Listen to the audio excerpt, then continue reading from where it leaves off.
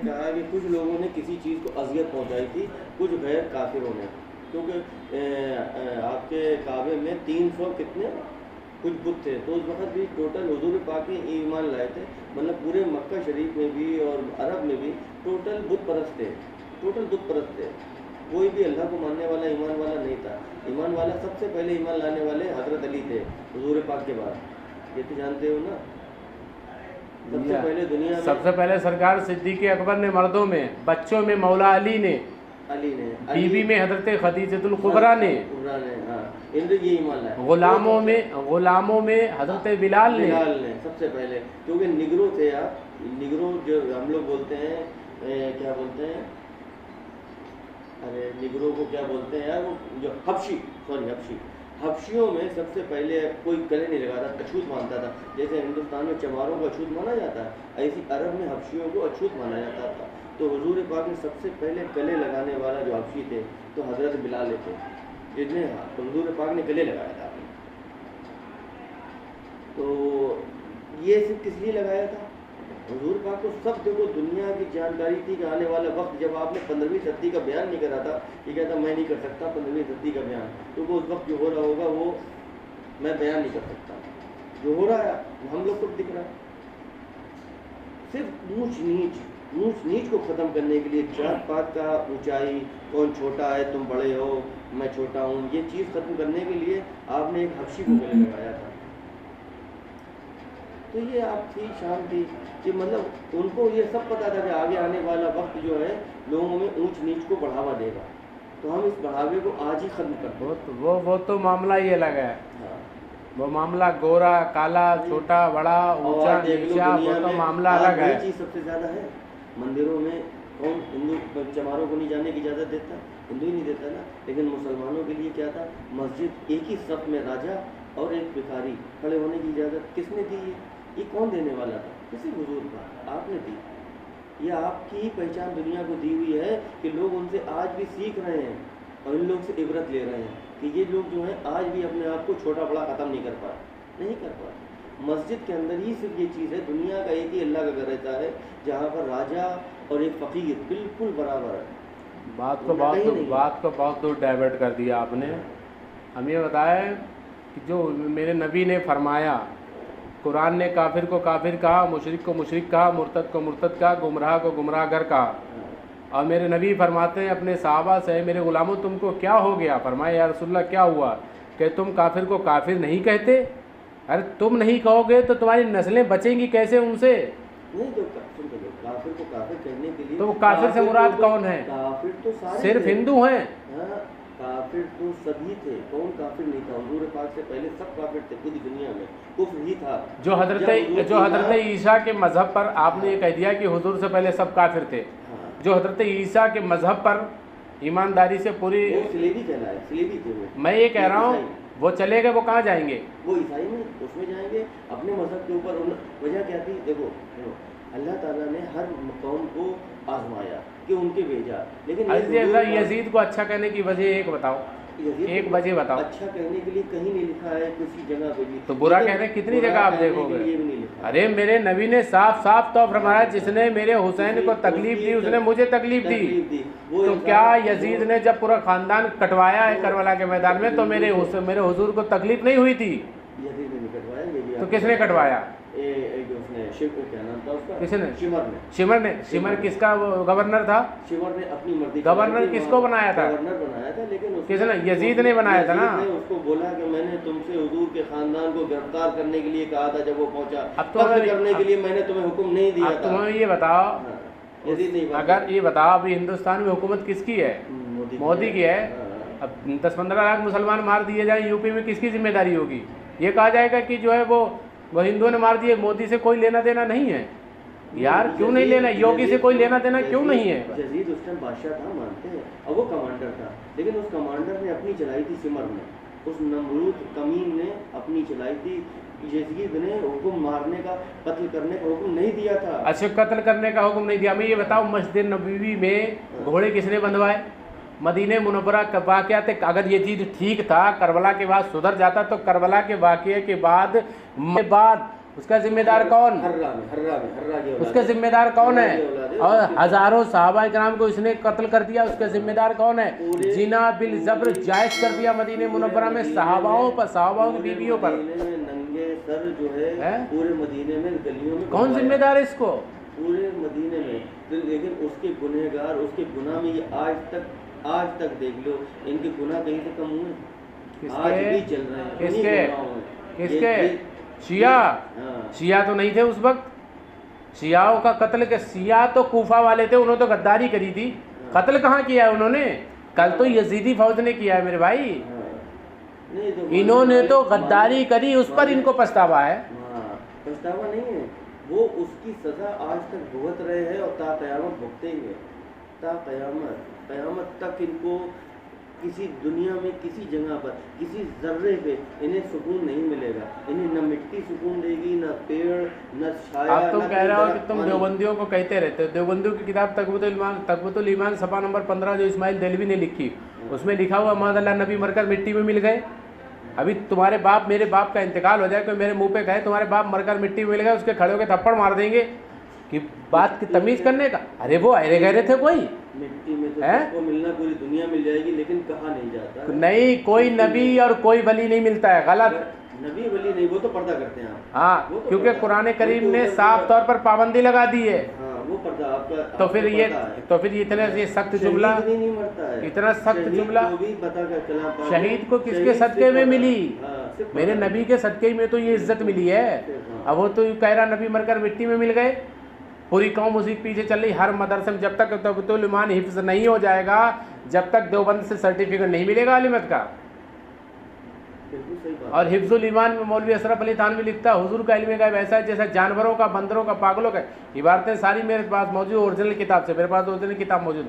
बताइए उस कौम पर कितनी लानत होगी जो अपने नबी के इल्म गायब को जानवर की तरह कहे। आपको दिख नहीं रही है शान भाई, लानत दिखती नहीं है आपको। तो बताओ फिर देवबंदियों को कैसे अच्छा कहेंगे? आज ये बता दो कि सबसे पहले यूपी के अंदर ये यूपी सरकार अगर टारगेट करती है तो किसे करती है? तो इन्हीं को करेगी। क्यों करती है? करेगी, अल्लाह की मार आई है। अजाब है ना, ये तो नहीं कर, अजाब है ना इनके ऊपर अल्लाह का। तो अजाब तो अल्लाह का इनके ऊपर मार है और ता क़यामत रहेगी। यही मेरा कहने का मकसद है। ये सब बातों तुमने बिल्कुल आखिर में आके ये बात कह दी कि आज हम सुन्नियों को क्यों टारगेट नहीं किया जाता? हम तो कहीं टारगेट नहीं देख रहे अपने आप को। देवबंदी क्यों टारगेट हो रहा है ना, ढूंढा ही करे सदरी क़यामत के सिपाही, वो किसको मिले जो तेरे दामन में छिपा हो। तो बुजुर्गों के साए में जो रहेगा उसको दुनिया कुछ नहीं बिगाड़ सकती। हमने तो हमेशा अपने बुजुर्गों की इज्जत करी, उनकी फरमाबरदारी करी और उनको अहमियत दी। चाहे जरूरी नहीं कि हम अजमेर शरीफ से, अजमेर शरीफ से मुरीद नहीं है, उससे कोई मतलब नहीं है। अजमेर शरीफ सुभान अल्लाह राजा है, राजा की बारगाह है वो। चाहे वो बड़े पीर साहब हो हमारे, चाहे वो ख्वाजा गरीब नवाज हो हमारे, चाहे वो कलियर से साबित दिया हो, हमको सबको अल्लाह ताला ने, क्योंकि इनको अल्लाह ताला ने सिफत दी थी। क्यों दी थी? इनकी ज़ुबान में असर दिया था। थे ये इंसानी वेश में, अल्लाह ताला ने इंसान बना के इन्हें दुनिया में भेजा। लेकिन कहता वो रसीद में, वो ख्वाब में लिखता है, किताब लिखता है रसीद में गंगोही, वो कहता है नबी को उर्दू जो है वो मदरसा देवबंद से आई। बताओ, हुजूर पाक तो उर्दू वो उम्मी थे। अरे हजरत आदम अलैहिस्सलाम को 7 लाख जबानों का इल्म था। मेरे नबी तो उनके भी नबी हैं, तो मेरे नबी को कितनी, तो तुम कह रहे हो उर्दू मदरसा देवबंद से आई। शैतान को लानत का तौब कब पड़ा था? लानत का तौब तो जब ही पड़ा था जब अल्लाह ताला ने जब हुजूर पाक के को सजदा करने के लिए कहा। नहीं, मैं सजदा नहीं करूँगा, मैं मिट्टी के पुतले को। अब आप देखिए बुलडोजर के, देखिए एक मिनट, नहीं देख पाया वो। बुलडोजर को देखिए, लोग कर रहे हैं अरे हाय बुलडोजर बन जाए, दुआ कर रहे हैं हाय बुलडोजर बंद हो जाए। ये बुलडोजर याद आ रहा है आपको जो चल रहा है यूपी में, हिंदुस्तान में, इस पे आप रोना रो रहे हो, मस्जिदों पर चलाया गया ये फला जगह। हमें बताओ 1925 में अरब शरीफ में जन्नतुल वकी पे जो बुलडोज़र, ये सऊदीया नजदी वहाबियों की गवर्नमेंट जो इस टाइम है वहाँ पर जब इनकी आई, उन्होंने जो सहाबा इकराम की मज़ारें जो सदियों से पक्की बनी चली आ रही थी, सुभान अल्लाह, गुंबद वगैरह पुरानी। अच्छा, रुकवाया कितने था बताओ? क्या रुकवाया कितने था? वरना तो हुजूर पाक तक की मज़ार को तो वो तो सुन्नियों ने एहतजाज इतना करा। तैयब अर्दगुल। अरे तो वो तो सुन्नियों है ना उनकी, मैं तो वही तो कह रहा हूँ, सुन्नियों ने एहतजाज करा। लेकिन आप ये बताएं हमें सिर्फ इतना बताएं कि जो बुलडोजर चला रोक लगा दी थी उसने, तो सारी मज़ारों को तुमने गिरा दिया। मेरे नबी फरमाते हैं कब्रिस्तान से गुजरो तो धीमे आवाज़ करो, मुर्दे को तकलीफ होती है। बुलडोजर चला तो कितनी नबी को तकलीफ हुई। मस्जिद उमर अभी गिराई गई है, मस्जिद क्या नाम इतनी मस्जिदें गिरा दी। तुम यहाँ रोना रो रहे हो। अरे ये उसी बुलडोजर का फ़र्क है, जो एक बुलडोजर वहाँ चला तो सुन्नी बोला, देवबंदी खुश हुआ, अरे मज़ारें मिला दी गई। तो अब बुलडोजर तो चलेगा ही। भाई मोदी है, कोई खुदा तो है नहीं। खुदा चाहेगा, ईमान हमारा ये जो रब चाहेगा वही होगा। तो ये रब की रज़ा है। जो जिस वक्त हुजूर पाक की मज़ार को बिल्कुल बराबर, सारी मज़ारें बराबर कर दी गई थी बिल्कुल वहाँ की, अरब की। अच्छा, वहाँ की बगदाद शरीफ की नहीं छुई गई है। बगदाद शरीफ में जो मज़ारें जैसी थी वैसे ही हैं, वो बगदाद शरीफ वाली मज़ारें। लेकिन जो अरब में थी वो सारी मज़ारें। लेकिन हुजूर पाक की जैसे ही आया और पूरा टर्की एकदम से हिल गया। अरब मतलब टर्की तो एक ऐसा मुल्क है ना जिससे पूरी दुनिया के ममालिक जो है इस वक्त मुस्लिम कंट्री में सबसे मजबूत है। और फिर इधर पाकिस्तान का प्रेशर वहीं के वहीं रुक गया बुलडोजर, वहीं के वहीं। अब बताओ कैसे मुसलमान हैं ये तो समझ में नहीं आता मेरे अरे सऊदीया में गवर्नमेंट नहीं है, दुनिया से अमेरिका के एजेंट हैं ये। खिलाफत उस्मानिया जो पहले थी, जो ये तुर्की वाले थे, इनकी जो हुकूमत आई, सुभान अल्लाह, 1400 साल से सुन्नियों की हुकूमत चली आई, सब सलामत। अब इनकी जो हुकूमत आई, ये सऊदी अमेरिका ने मिलकर हमला करवाया। समझ रहे, अमेरिका करता है ना ये सब।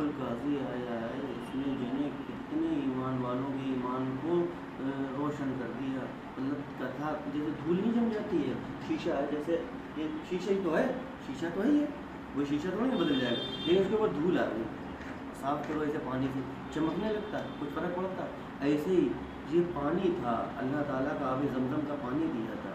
और ये जो तैयब अर्दोगान ने सीरियल बनाया है, ये पूरा देख लो, जो है कितनों के दिलों में ईमान की रोशनी की, मतलब जो धूल थी वो रोशनी तो आज भी है, धूल आ जाती है वक्त के हिसाब से। अब तुम ये देखो, अरब शरीफ जो लोग जाते हैं, जो हज करने जाते हैं, तो जो सुन्नी हजरात जाते हैं, सरकार के तमन्नी लेके जाते हैं, सरकार के रोज़े के सामने सलाम पढ़ने को मिलेगा ये उम्मीद, हाथ करते हैं तो ये खबीस मरदूद हाथ नीचे कर देते हैं। नहवल किबला, किबले की तरफ रुख करो, किबले की तरफ रुख करो। इन कंजड़ों को अभी तक यही नहीं पता चला देवबंदियों को कि किबला का दुआ का किबला क्या है। अरे दुआ का किबला न काबा है न कुछ है, दुआ का किबला आसमान होता है, हाथ आसमान की तरफ होते हैं। और उस मरदूद को देखो, उधर के सरकार की तरफ उठाने नहीं देता है। और इनका अभी थोड़े दिन पहले जो बादशाह खबीस मरा है, उसकी देखो फोटो देखो, मज़ार ऐसी बना रखी, लाखों जाने कितने टन गुलाब के फूल डाल रखे, और खबीस सलमान और ये सब जाके जो है हाथ उठा के दुआ मांग रहे हैं। अरे नबी के सामने दुआ नहीं मांग सकते हैं, जिसके जबकि मेरे नबी ने फरमाया, मंजारा कब्री वज़वत लहू सफ़ाती, जिसने मेरी कब्र की ज़ियारत कर ली उस पर मेरी शफात वाजिब हो गई। और ये खबीस कह रहे हैं कि जो है नहीं, हमारे यहाँ दुआ मांगो। अच्छा, ये बताओ, ये यजीद की नस्ल चल रही है, यजीद की नस्ल है भाई। इमाम हुसैन पर वहाँ पानी बंद करा ना। इन देवबंदियों को देख लो, मुहर्रम में शरबत बंद कर दिया, खिचड़ा बंद कर दिया। और सुन्नी जो थे, हम तो यही कहते हैं या इमाम या अली मकाम, हम वहाँ तो नहीं थे, मगर यहाँ है, वहाँ बंद करा है, हमने चालू करा है। हम या इमाम हुसैन आपके नाम से सबको शरबत पिलाएंगे, हम अपनी ग़ुलामी का सबूत देते। अब फतावा रसीदिया में देवबंद का मुफ्ती चंदाखोर, जिसका नाम है रशीद अहमद गंगोही, बहुत बड़ा मौलवी है, 4 स्तंभ कह लो इनके देवबंदियों को, उसमें से एक ही स्तंभ ये है। उसने फतावा रशीदिया में उससे सवाल हुआ, मौलाना साहब ये बताएं कि हिंदुओं के पियाव का पानी पीना और दीपावली होली की मिठाई खाना, ये लेना, ये कैसा है? तो वो ये खबीस कहता है, जिल्द नंबर 2 में कहता है ये जायज़ है। और उसी आगे बात यही होते होते आगे सवाल किसी ने कर दिया कि मुहर्रम में इमाम हुसैन के नाम से शरबत पिलाना, शबील लगाना, महफिल करना और खिचड़ा खिलाना, ये सब लेना कैसा? तो फरमाया ये हरगिज़ हर लिहाज से हराम है, माज़अल्लाह। अब बताओ ये हुसैनी की बोली है कि यजीदी की बोली है? यानी कि हिंदू की दिवाली की होली की मिठाई जायज़ है, हिंदू के पानी का पियाव जायज़ है, इमाम हुसैन के नाम का शरबत कैसे हराम हो गया है? ये इमाम हुसैन से दुश्मनी नहीं है तो क्या है बताओ? इसमें ऐसा कोई मतलब नहीं बनता है। अगर शरबत मिल रहा है ना, तो उनके नाम से अगर किसी को मिल रहा है तो प्यास बुझ रही है, तो सवाब तो उन तक पहुँच रहा है ना, सवाब के काम में भी रुकावट। अरे पानी, वो तो इमाम हुसैन का तो मर्तबा ही अलग है। मेरे नबी फरमाते हैं कि किसी को ऐसे ही पानी पिला दो बहुत सवाब है। वही तंगी कह रहा है, इस सवाब के काम में भी रुकावट। आज किसी प्यासे को अगर आप पानी पिला देते हो तो उसका, और ये देवबंदी अपनी किताबों में लिखते हैं यजीद जन्नती है रज़ी अल्लाह ताला अन्हु लिखते हो। अगर हमें यजीद को गलत कहने का हक नहीं है, उनको जन्नती कहने का हक किसने दिया? जिस वक्त बस ये था उसके जब सब कुछ उसने कर दिया फिर भी जन्नती हो गया वो। शिमर उनके सर लेके आया आपके, तो वो देख के गिर पड़ा, बेहोश हो गया कि मैंने तुझे हुक्म दिया था कत्ल करने का। तो बस ये किताब में लिखी बात तो उसकी जो थी है। अब इसमें कितनी सच्चाई है मैं नहीं जान सकता। अरे नहीं, सच्चाई है, सही कह रहे हो, लेकिन ये मतलब ये बनता अगर वो अपनी कौल में सच्चा था तो उसके बाद उसने मदीने मुनव्वरा में हमला क्यों करा? आज ये फतेहपुरी की मस्जिद है, इसमें घोड़ा अगर कोई बंधवा दे, बताओ लड़ाई होगी नहीं होगी? घोड़ों से लीड करो। 3 दिन तक मस्जिद नबवी में, सब मस्जिदों में अफजल आला है सुभान अल्लाह, जो नबी की मस्जिद है वहाँ पर इसने मरदूद ने जो है घोड़े बंधवाए, अपनी फौज रखी, 3 दिन तक अजान बंद कराई, अजान नहीं हुई 3 दिन तक, लीदे करी, गंदगी करी, और अपने जो है जो उनके जो भी कमांडर थे उनको हुक्म दिया मदीने मुनव्वरा की औरतों पर जिना जायज़ करार दे दिया इसने, खबीस ने हैं। कितने हज़ार बच्चे हराम पैदा हुए, कितने सहाबा को कत्ल कर दिया। इस सब का अगर वो उधर गलती से हुआ तो इधर ये क्या कैसे हो गया? काबे का गिलाफ इस मरदूद ने जलवाया। वो काबे का गिलाफ जो किसी नबी का नाम नहीं याद आ रहा मुझे, उनके ज़माने से तबर्रुकात चले आ रहे थे बक्से में रखे हुए। जो दुम्बा जो शहीद का कत्ल, जब हज़रत इब्राहिम पर जो छुरी चली थी, वो जो दुम्बा है तो उसके सींग रखे हुए, तो वो सब जल गए। काबे का गिलाफ इसने जलवाया, काबे के गिलाफ में सहाबी को कत्ल किया काबे के अंदर। कैसे जन्नती हो जाएगा यजीद? अब ये सब बातें हदीस में आई हैं, अगर हम अपने चाहने वालों को, अपने दोस्तों को नहीं बताएंगे तो जानेगा कैसे? मेरे नबी ने फरमाया है कि उलमा पर, अवाम पर फ़र्ज है। ये जो किताब में लिखी बात है फिर गलत है। जब इसके बाद जब उसने जब पूरे अपने जो ये औरतें थीं जितनी भी, और इनको सिर्फ नंगे पैर और नंगे कदम देखो, घुमाया, और इमाम हुसैन के सर को नेज़े पे लेकर घुमाया। लेकिन करामत देखो मेरे इमाम की, उसके बाद भी कुरान करीम की आयत करीमा पढ़ते हुए नजर आ रहे हैं सुभान अल्लाह। तो उस वक्त तो फिर ये इसका मतलब गलत है कि जो भी लिखा है, हम ये नहीं कहते कि इसमें सच्चाई क्या है, क्योंकि लिखा तो इंसान नहीं किसी ने होगा। जब कत्ल करने के बाद जब इमाम हुसैन का सर उनके घर गया तो उस मरदूद ने क्या करा? छड़ी ली, छड़ी, और इमाम हुसैन के दांतों पर मार रहा था। तो एक सहाबी थे सुभान अल्लाह, सरकार से मोहब्बत करने वाले, उसी बारगाह में वो तड़प गए थे, उसी के इधर उसी की फौज में थे, मगर तड़प गए, उन्हें बर्दाश्त नहीं हुआ है। जो नबी के नवासे को जो है सर कलम करने के बावजूद उनकी ज़बान पर छड़ी मारी गई। उन्होंने फरमाया, मरदूद तू क्या करता है? क्या तू जानता नहीं ये वो होंठ है जिस पे तू मार रहा है, जिसको कभी नबी चूमा करते थे? समझ रहे हो? बताओ, वहां गलती हुई तो ये क्या कर रहा है तू? उसके बाद उनको इज्जत के साथ मदीने मुनव्वरा भिजवा दिया गया होता है। लाशों पर घोड़े किसने दौड़वाए? बताओ। आज हमारा बेटा, मैं अपने बेटे से बहुत मोहब्बत करता हूँ, कत्ल करना तो बहुत दूर की बात, उसको कोई थप्पड़ मार दे जानने वाला ना हो, हमारा दिल तड़प जाएगा। मेरे नबी का नवासा, अरे हमारा नवासा वैसा तो हो ही नहीं, किसी दुनिया में कोई ऐसा नवासा ही नहीं है, ना तो कोई नाना ऐसा है जिसने उम्मत पे कुर्बान कर दिया। आपको सब पता था, सब कुछ जानते हुए भी। अब ये दो बंदी क्या कहते हैं, इमाम हुसैन को ये मसला नहीं पता था कि जब जान की बारी आ जाए तो झूठ बोल के भी जान बचानी चाहिए। मैंने कहा बे गधे, यानी कि तुझको, तूने नबी को देखा नहीं, तुझको पता है ये मसला, और जिसने नबी की गोद में, इमामुल अंबिया की गोद में परवरिश पाई हो, उसको ये मसला नहीं पता था? वो जानते थे, मगर मेरा इमाम ये भी जानता था कि अगर मैं आज इस यजीद से हाथ में हाथ दे दूंगा, भाई जंग इसी बात की तो थी, हाथ में हाथ मिल जाता तो इमाम जितने हुसैनी थे वो उसको सपोर्ट में हो जाते कि हाँ तुम जो करो ठीक है, इमाम हुसैन की तो रज़ा, तुमको रज़ामंदी मिल गई है। लेकिन मेरे इमाम ने कहा ये हाथ नाना के हाथ में गया है, इमामुल अंबिया के हाथ में गया, ये किसी जुआरी, शराबी, खराबी और किसी मरदूद फासिक व फाजिर के हाथ में जाए, ये इमाम हुसैन को कभी गवारा नहीं है।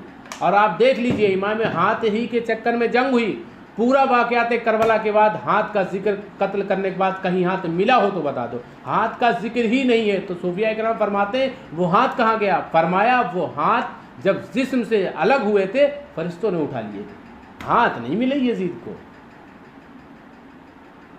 और आज उनको जो गलत कह रहा है, एक किताब अभी देवबंद से 8-10 साल पहले छपी, उसमें इमाम हुसैन को चोर, डाकू, यहाँ तक ये तक लिख दिया गया कि अगर इमाम हुसैन करबला के मैदान में बच जाते उसके बावजूद उनको कत्ल करना वाजिब था। बताइए, ये देवबंद से ही तो छप रही है। अगर बच जाते तो कत्ल करना वाजिब, तो कैसे बताओ आला हजरत फिर कैसे छोड़ते इनको? कहाँ से आ रहे हैं? उनके देवबंद के मदरसे में, हर मदरसे में चले जाओ मिलेंगे।